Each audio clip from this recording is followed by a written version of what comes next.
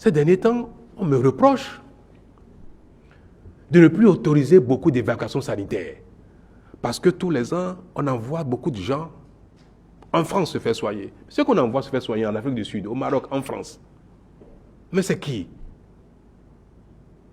Ce sont ceux qui ont droit, surtout les fonctionnaires, les ayants droit de l'État, les ministres, les parents du président, les amis du président, les amis de mes amis,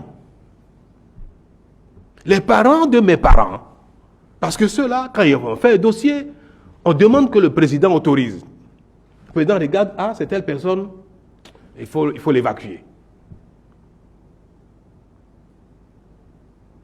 Celui qui, dans son village, ne connaît personne, n'est pas proche du pouvoir, il n'a pas de chance d'être évacué.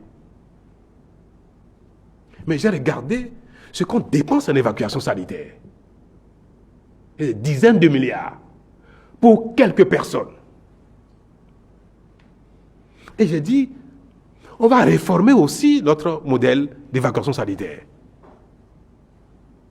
Il faut qu'on fasse l'effort d'améliorer les soins de santé au Bénin. Pour que le plus grand nombre soit soigné au Bénin. Ceux qui ont l'argent eux-mêmes, ils vont aller en France, aux États-Unis, en Afrique du Sud.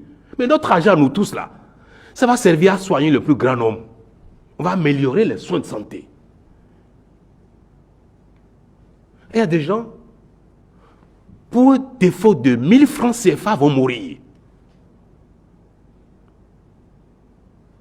Pendant ce temps, on dépense 20 millions, 40 millions, 50 millions, 100 millions de francs CFA parfois pour seulement soulager la douleur de certaines personnes qu'on envoie en France, aux États-Unis ou en Afrique du Sud parce qu'ils ont une maladie qu'on ne peut plus guérir. Ils ont un cancer en phase terminale. Ça fait mal, ça fait pitié parce que nous sommes tous des malades debout. Mais dépenser 50 millions de francs CFA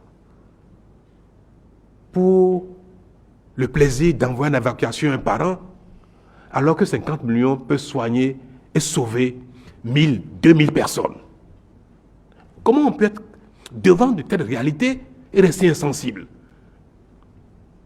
Quand on n'est pas concerné, on n'a pas vu, il n'y a pas de problème. On fait sa vie. Mais quand dans une fonction, et on voit ça, ça interpelle ma conscience. Ça me brise le cœur. Je dis, mon Dieu, merci de m'avoir donné la chance de faire quelque chose avant de te rejoindre.